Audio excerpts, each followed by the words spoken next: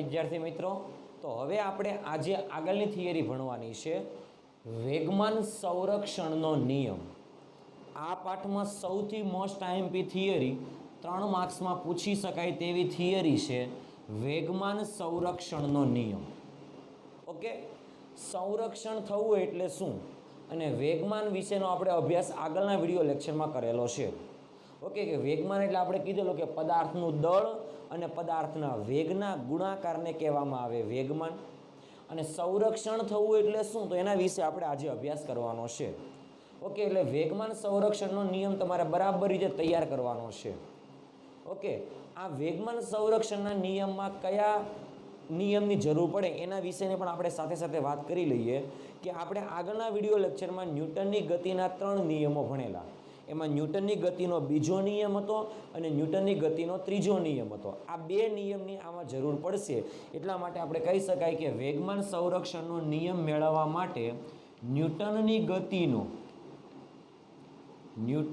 ગતિના બીજા નિયમ અને ત્રીજા નિયમની જરૂર પડે છે। ત્રીજા નિયમ, આ બંને નિયમોની જરૂર પડે છે। ન્યૂટનની ગતિનો બીજો નિયમ શું હતો તો કે આપણી પાસે સૂત્ર હતું F બરાબર ડેલ્ટા P ના છેદમાં ડેલ્ટા T, એટલે પદાર્થ પર લાગતું પરિણામી બળ એ વેગમાનના ફેરફારના સમપ્રમાણમાં હોય છે। અને ત્રીજો નિયમ શું હતો કે પહેલા પદાર્થ વડે બીજા પદાર્થ પર લાગતું જે બળ હોય એટલું જ બળ બીજા વડે પહેલા પર લાગતું બળ હોય, પરંતુ ખાલી દિશા વિરુદ્ધ હોય। ઓકે, આ બીજો નિયમ હતો અને ત્રીજો નિયમ હતો। આપણે આ બંને નિયમનો ઉપયોગ વેગમાન સંરક્ષણના નિયમ મેળવવા માટે કરવાનો છે। ઓકે, એટલે ખાસ યાદ રાખજો વેગમાન સંરક્ષણ એટલે શું। ઓકે, કોઈ જસ્ટ એક આપણે ઉદાહરણ લઈએ અને એ ઉદાહરણ આધારિત આપણે વેગમાન સંરક્ષણનો નિયમ સમજવાનો છે। તમને સવાલ પણ એવો જ પૂછી શકાય કે યોગ્ય ઉદાહરણ આપી વેગમાન સંરક્ષણનો નિયમ સમજાવો। તમને આવો જ કંઈક સવાલ પૂછેલો હોય તો તમારે એ ઉદાહરણ આપવાનું છે અને એ ઉદાહરણ પરથી આપણે વેગમાન સંરક્ષણનો નિયમ સાબિત કરવાનો છે। ઓકે, ચાલો હું તમને એક ઉદાહરણ આપી દઉં છું કે ગનમાંથી બંદૂક છોડવામાં આવે ત્યારે આપણને ખબર છે કે રાઇફલ હોય, રાઇફલમાંથી આપણે જ્યારે ગોળી છોડતા હોઈએ ત્યારે ગોળી વડે રાઇફલ પર અથવા રાઇફલ વડે ગોળી પર જે બળ લાગે છે એ બંને બળો સમાન મૂલ્યના પરસ્પર વિરુદ્ધ દિશામાં હોય છે। ઓકે, તો આપણે એ બેસ્ટ ઉદાહરણ સાથે વેગમાન સંરક્ષણનો નિયમ આપણે સાબિત કરવાનો છે। કોના ઉદાહરણ સાથે તો કે આપણે જસ્ટ એક્ઝામ્પલ લઈએ। ઉદાહરણ તરીકે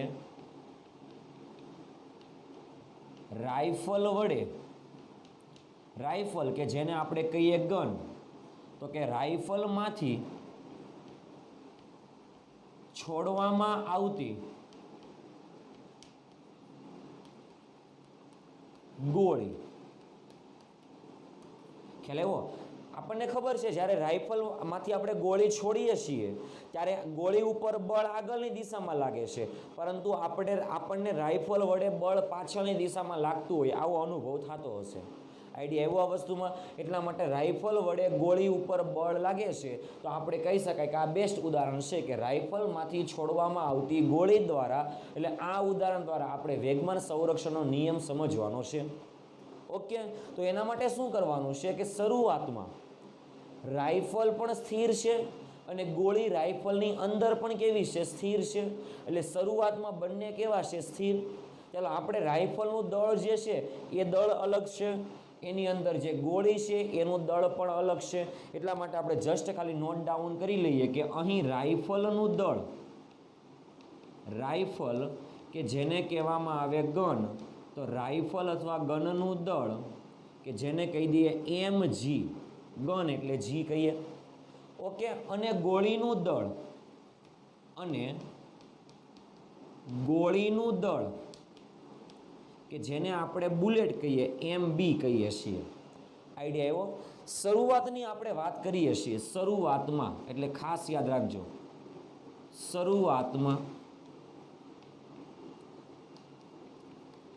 શરૂઆતમાં રાઇફલ અને રાઇફલની અંદર ગોળી બંને કેવી છે, સ્થિર છે।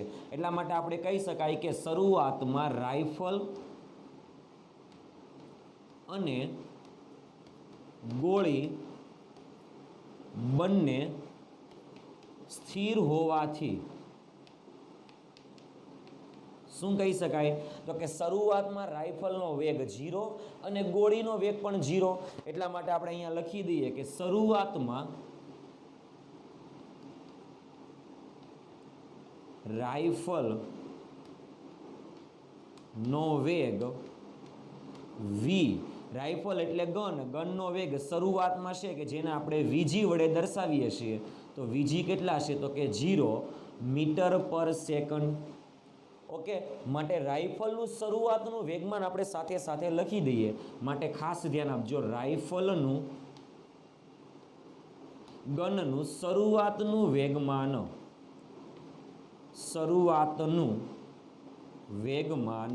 એટલે એને પ્રારંભમાં વેગમાન કહી શકાય અથવા પ્રારંભિક વેગમાન કહી શકાય.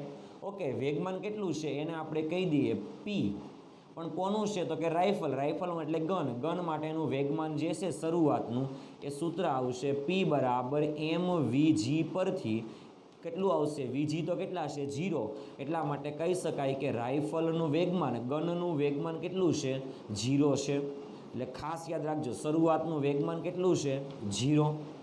ઓકે, ચાલો હવે આપણે શરૂઆતમાં ગોળી પણ કેવી છે? સ્થિર, એટલા માટે એ પણ આપણે લખી દઈએ કે શરૂઆતમાં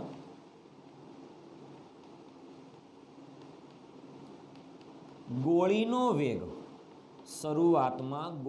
વેગ કે જેને આપણે કહીએ છીએ vb, બુલેટનો વેગ ઇઝ ઇક્વલ ટુ કેટલા છે? 0 મીટર પર સેકન્ડ. એટલે શરૂઆતમાં બુલેટનું વેગમાન પણ કેટલું થશે? 0 થશે. એટલા માટે આપણે લખી દઈએ કે ગોળીનું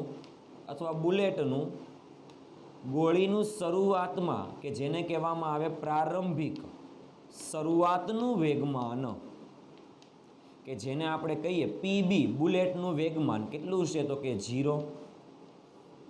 ઓકે, એટલે ખાસ યાદ રાખજો, આ પ્રારંભની વાત થઈ ગઈ. ઓકે, હવે અંતમાં એટલે જ્યારે ગોળી છોડવામાં આવે ત્યારે.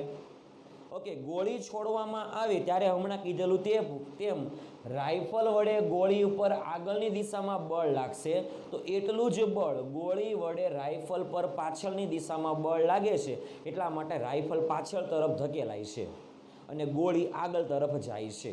આઈડિયા એવો આ વસ્તુમાં. એટલે ખાસ યાદ રાખજો અહીંયા આગળ તો કે અંતમાં એટલે આપણે કિસ્સો લખવાનો છે અંતમાં. ચાલો, અંતમાં એટલે શું? તો કે જ્યારે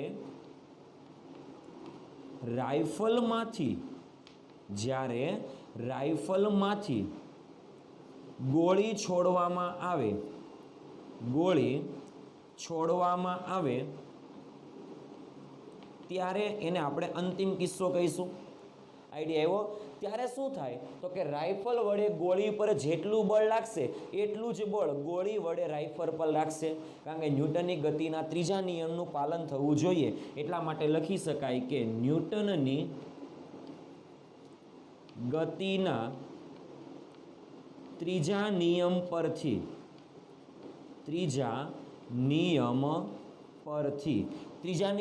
શું કહી શકાય? રાઇફલ વડે ગોળી પર લાગતું બળ. એટલા માટે અહીંયા આગળ લખી દઉં છું કે રાઇફલ વડે કોના પર?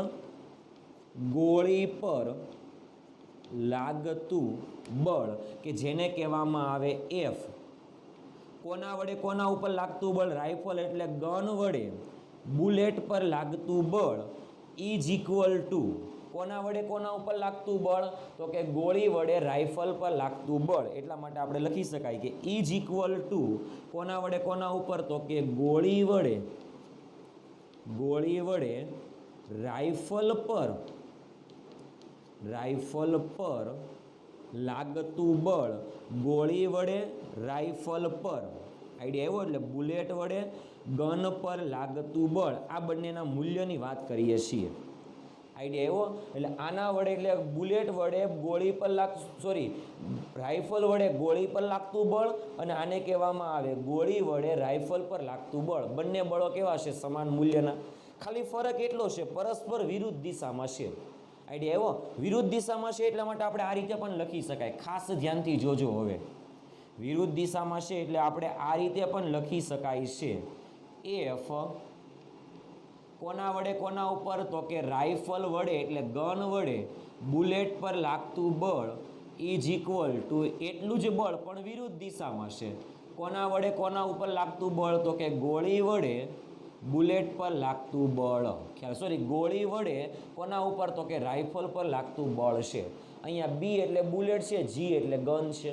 એટલે થોડોક તમને કન્ફ્યુઝન થશે, પણ સંજ્ઞા તમારે જે રાખવી એ રાખી શકાશે. ઓકે, ચાલો આને આપણે હાઇલાઇટ કરી દઈએ અને સમીકરણ નંબર 1 આપી દઈએ. એટલે આપણે આગળ જરૂર પડશે. આને સમીકરણ નંબર શું આપી દઈએ? 1 આપી દઈએ. ઓકે, ચાલો હવે અંતમાં વાત થાય છે. એટલે અંતમાં બંને ગતિ કરતા હશે. ગતિ કરતા હોય એટલે અંતિમ વેગમાન પણ હશે. એટલે કે ગોળી પાસે પણ વેગ હશે અને રાઇફલ પાસે પણ વેગ હશે, પણ બંને પાસે વેગ અલગ અલગ હશે. આઈડિયા એવો? એટલા માટે આપણે લખી શકાય કે અંતમાં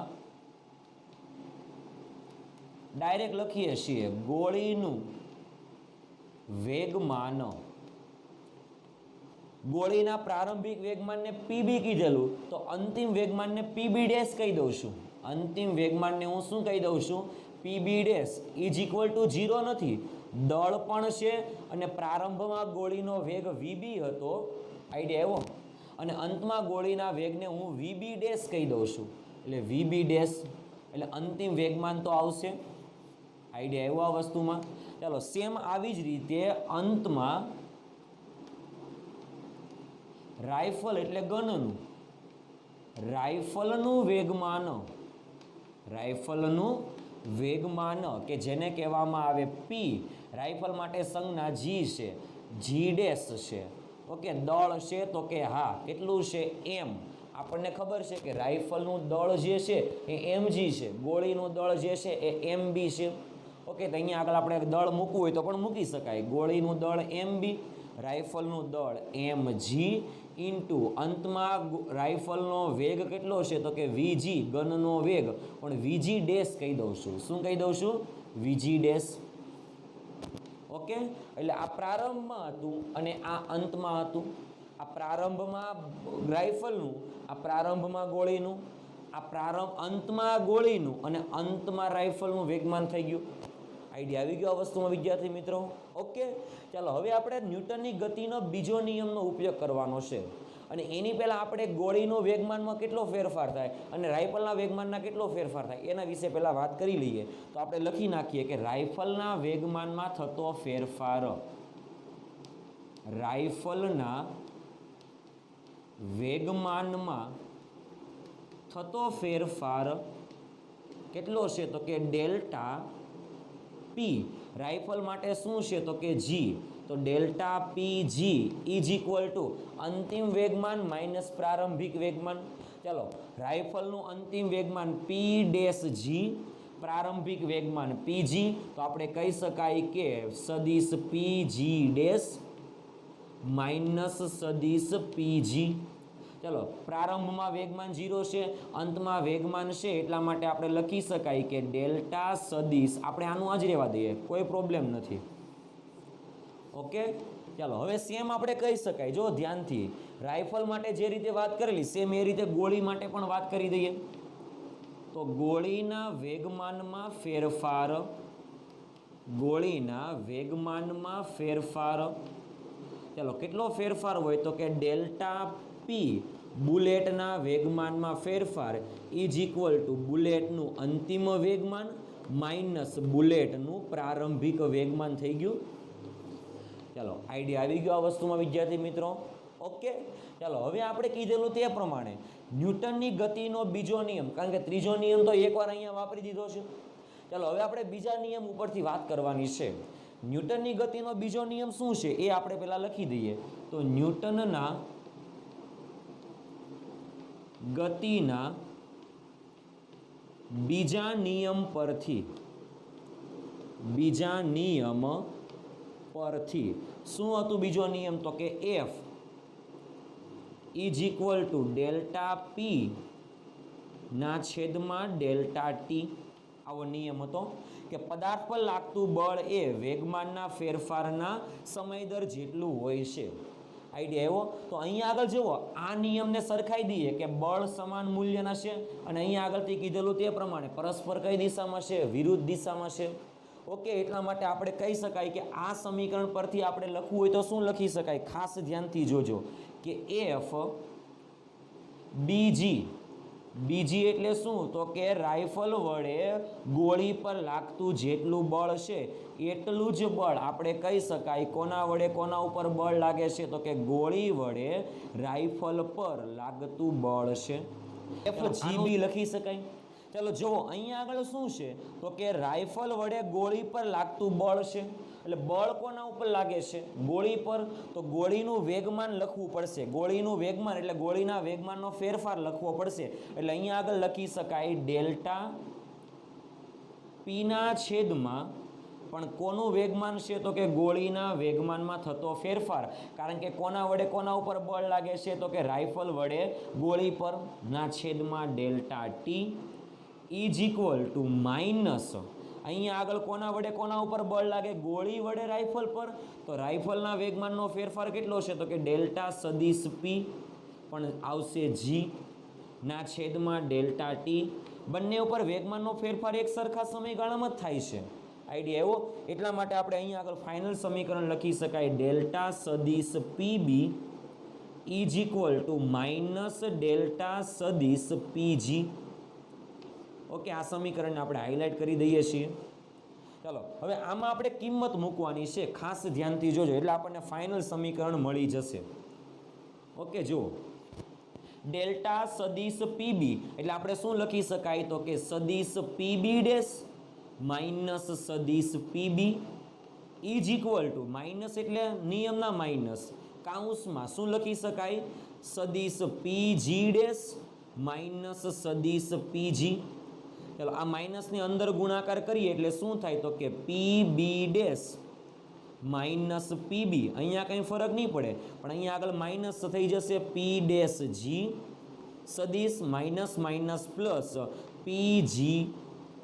ઓકે, આને સામે જવા દઈએ તો અહીંયા આગળ માઇનસ આ સાઈડ આવશે. એટલા માટે આપણે અહીંયા આગળ આવું લખી શકાય. જો ખાસ ધ્યાનથી પી પેલા આ લખી નાખું છું અથવા આ લખી નાખીએ પીબી ડેશ પ્લસ આ માઇનસ સામે આવે એટલે શું આવે? PG dash is equal two ચાલો આ પીબી આ સાઈડ આવે એટલે પ્લસ થાય પીબી પ્લસ પીજી. ચાલો તો આ જે સમીકરણ મળ્યું ને આ સમીકરણ આપણને મળી ગયેલું છે વેગમાન સંરક્ષણના નિયમનું સમીકરણ.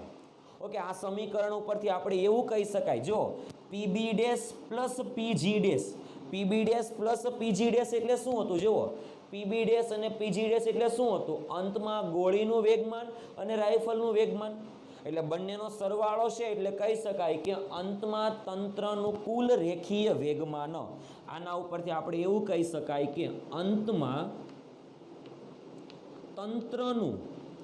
તંત્રમાં કોણ છે? તો કે બુલેટ અને રાઇફલ. ગન કહો તો ગન છે, બંને જ છે. ખ્યાલ એવું આ વસ્તુમાં રાઇફલ છે અને બુલેટ છે, ગોળી છે એટલે તંત્ર બની ગયું. એટલે અંતમાં તંત્રનું કુલ વેગમાન, અંતમાં તંત્રનું કુલ વેગમાન ઇઝ ઇક્વલ ટુ પીબી અને પીજી એટલે શું છે? પીબી અને પીજી એટલે રાઇફલનું શરૂઆત અને ગોળીનું શરૂઆતમાં. ખ્યાલ એવો. એટલા માટે કહી શકાય કે પ્રારંભમાં તંત્રનું કુલ વેગમાન, પ્રારંભમાં તંત્રનું કુલ વેગમાન. ખ્યાલ એવો આ વસ્તુમાં. ઓકે, તો આ નિયમને કહેવામાં આવે વેગમાન સંરક્ષણનો નિયમ. ઓકે, એટલે મુદ્દાઓને બરાબર ધ્યાનમાં રાખજો. હું કઈ રીતે બોલું છું તે આઈએમપી થિયરી છે, 3 માર્ક્સમાં થિયરી છે એટલે ખાસ ધ્યાન આપજો કે કોઈ પણ તંત્રનું વેગમાન સંરક્ષણનો નિયમ આપણે બોલવો હોય તો શું બોલી શકાય? તો કે પ્રક્રિયા થયા પહેલા એટલે કે પ્રારંભમાં તંત્રનું કુલ રેખીય વેગમાન અને તંત્રમાં પ્રક્રિયા થયા બાદ એટલે અંતમાં તંત્રનું કુલ રેખીય વેગમાન એ બંને હંમેશા સમાન રહે છે. આઈડિયા એવો આ વસ્તુમાં. અને બીજી વસ્તુ તમે ખાસ ધ્યાન આપજો કે અહીંયા આગળ રાઇફલ વડે ગોળી પર જેટલું બળ લાગે છે એટલું જ બળ ગોળી વડે રાઇફલ પર લાગે છે. એટલા માટે આપણે આવું લખેલું. અહીંયા આગળ આ સામે જાય એટલે તંત્રનું કુલ પરિણામી બળ શૂન્ય થાય છે. તંત્રનું કેવું બળ, કુલ પરિણામી બળ કેવું થાય છે, શૂન્ય, કારણ કે એક વડે બીજા ઉપર જેટલું બળ લાગે એટલો જ બીજા વડે પહેલા ઉપર લગાવે, એટલે આ બંનેનો સરવાળો કરાવો એટલે કેવો આવશે, 0. એટલા માટે કહી શકાય કે જો તંત્ર પર પરિણામી બાહ્ય બળ શૂન્ય હોય તો જ તંત્રમાં વેગમાન સંરક્ષણના નિયમનું પાલન થાય છે. આ મુદ્દાને પહેલાં તમારે ખાસ તૈયાર કરી નાખવાનો છે. ઓકે, હું જે પહેલાં વાક્ય બોલું છું તે કે તંત્ર પર જ્યારે પરિણામી બાહ્ય બળ શૂન્ય હોય ત્યારે જ તંત્રમાં વેગમાન સંરક્ષણના નિયમનું પાલન થાય છે, નકર પાલન થતું નથી. ઓકે, હવે ખાસ ધ્યાન આપજો કે વેગમાન સંરક્ષણનો નિયમ કઈ રીતે બોલવો તે. જો તંત્ર પર પરિણામી બાહ્ય બળ શૂન્ય હોય, અથવા એને આપણે એવું પણ બોલી શકાય કે તંત્ર પર લાગતું પરિણામી બાહ્ય બળ શૂન્ય હોય, આઈડિયા એવો, અથવા એવું પણ બોલી શકાય કે તંત્ર પર પરિણામી બાહ્ય બળ ન લાગે ત્યારે. ઓકે, તંત્રમાં પ્રારંભિક વેગમાન એટલે તંત્રનું કુલ પ્રારંભિક વેગમાન અને અંતમાં તંત્રનું કુલ વેગમાન એટલે અંતિમ વેગમાન બંને કેવા હોય, હંમેશા સમાન હોય છે. ખ્યાલ આવ્યો? તો આને કહેવામાં આવે વેગમાન સંરક્ષણનો નિયમ. એટલે ખાસ યાદ રાખવાનું, વેગમાન તો આપણને ખબર છે, પણ સંરક્ષણ એટલે શું, જે તમારે 12મા ધોરણમાં પણ જરૂર પડશે અને 11મા ધોરણમાં પણ આપણે હજુ આગળ ઉર્જા સંરક્ષણનો નિયમ આવશે. કોઈ પણ રાશિનું સંરક્ષણ ક્યારે થાય, તો કે પ્રક્રિયા કરાવ્યા પહેલા અને પ્રક્રિયા કરાવ્યા બાદ તંત્રમાં જે તે રાશિ એક સમાન રહેતી હોય. આઈડિયા એવો, અહીંયા આગળ વેગમાનનો સંરક્ષણનો નિયમ છે, એટલે કે પ્રક્રિયા કરાવ્યા પહેલા અને પ્રક્રિયા કરાવ્યા બાદ તંત્રના વેગમાન સમાન રહેવા જોઈએ. આઈડિયા એવો, તો એને કહેવામાં આવે વેગમાન સંરક્ષણનો નિયમ. ઓકે, તો અહીંયા આગળ વેગમાન સંરક્ષણનો નિયમ એ જ છે કે તંત્રનું અંતમાં વેગમાન ઇઝ ઇક્વલ ટુ તંત્રનું પ્રારંભમાં વેગમાન. એટલા માટે કહી શકાય કે વેગમાન સંરક્ષણનો નિયમ એટલે શું, કોઈ પણ રાશિના સંરક્ષણનો નિયમ એટલે શું, તો કે જે તે રાશિ પ્રારંભમાં અને અંતમાં એક સમાન રહેવી જોઈએ. ખ્યાલ આવ્યો? આ વસ્તુમાં વેગમાન સંરક્ષણ હોય તો તંત્રનું પ્રારંભમાં કુલ વેગમાન અને તંત્રનું અંતમાં કુલ વેગમાન એક સમાન હોય તો જ કહી શકાય કે તંત્રમાં વેગમાન સંરક્ષણના નિયમનું પાલન થાય છે. ઓકે, એટલે આખો વિડીયો લેક્ચર બરાબર રીતે જોશો ને તો પરફેક્ટ આઈડિયા આવી જશે કે આખો વિડીયો લેક્ચર શું હતો તે. આઈડિયા એવો આ વસ્તુમાં વિદ્યાર્થી મિત્રો. ઓકે, તો આ હતો વેગમાન સંરક્ષણનો નિયમ. એમાં આપણે બે નિયમની વાત કરેલી છે, ન્યૂટનની ગતિનો બીજો નિયમ અને ન્યૂટનની ગતિનો ત્રીજો નિયમ. ઓકે, બીજા નિયમની પણ આપણે વાત થઈ ગઈ, ત્રીજા નિયમની પણ આપણે વાત થઈ ગઈ. એટલે બરાબર રીતે આઈડિયા વાપરવાનો છે કે સંરક્ષણ પણ વેગમાન સંરક્ષણના નિયમમાં ન્યૂટનની ગતિના બીજા નિયમ અને ત્રીજા નિયમની ખાસ જરૂરિયાત હશે. આઈડિયા એવો આ વસ્તુમાં. એટલે બરાબર રીતે વિડીયો લેક્ચર જોવાનો છે અને પ્રારંભમાં અને અંતમાં તંત્રનું કુલ વેગમાન જો સમાન રહેતું હોય તો ત્યારે વેગમાન સંરક્ષણના નિયમનું પાલન થાય છે, અને તંત્ર પર પરિણામી બાહ્ય બળ શૂન્ય હોય તો જ આ બધી ઘટના થાય છે. એટલા માટે લખી દેવામાં આવે અહીંયા આગળ કે ટોટલ પરિણામી બળ એફ નેટ, પરિણામી બળ હંમેશા શૂન્ય હોય ને ત્યારે જ આપણે વેગમાન સંરક્ષણના નિયમનું પાલન થાય છે એવું કહી શકાય છે. અને જો વેગમાન સંરક્ષણના નિયમનું પાલન થતું હોય તો તંત્રમાં પ્રારંભમાં અને અંતમાં વેગમાન હંમેશા એક સમાન રહે. પ્રારંભમાં કુલ વેગમાન અને અંતમાં કુલ વેગમાન હંમેશા એક સમાન રહેતું હોય છે. આઈડિયા એવો આ વસ્તુમાં. ઓકે, તો ખાસ ધ્યાન આપજો. અહીંયા આગળ તંત્રનું પ્રારંભિક વેગમાન કેટલું છે, 0. તો અંતમાં પણ વેગમાન 0 જ હશે. પણ આપણે આવું ઉદાહરણ લીધેલું છે એટલા માટે. માની લો કે પ્રારંભમાં વેગમાન 5 કિલોગ્રામ મીટર પર સેકન્ડ જેટલું હોય તો અંતમાં પણ વેગમાન 5 કિલોગ્રામ મીટર પર સેકન્ડ જેટલું જ હોવું જોઈએ. આઈડિયા એવો આખા તંત્રનું. પ્રારંભમાં 0 હોય તો અંતમાં પણ 0, તો એનો મતલબ એવો થયો કે પ્રારંભમાં અને અંતમાં વેગમાન સમાન છે. જો પ્રારંભમાં 0 હોય અને અંતમાં 10 હોય તો એ વેગમાન સંરક્ષણના નિયમનું પાલન થતું નથી. તો એવું પણ કહી શકાય કે પદાર્થ પર પરિણામી બાહ્ય બળ 0 નહીં હોય. આઈડિયા એવો આ વસ્તુમાં. એટલે ખાસ યાદ રાખવાનો છે આ કોન્સેપ્ટનો ઉપયોગ આપણે જ્યારે પણ કરીએ ને ત્યારે. ઓકે, વેગમાન સંરક્ષણના નિયમમાં આપણે પ્રારંભિક વેગમાન અને અંતિમ વેગમાન હંમેશા સમાન હોય તો જ વેગમાન સંરક્ષણના નિયમનું પાલન થાય એવું કહી શકાય છે. ખ્યાલ આવ્યો? તો આ તો આપણો આજનો વિડીયો લેક્ચર કે જે તમારે બરાબર રીતે તૈયાર કરવાનો છે. ઓકે.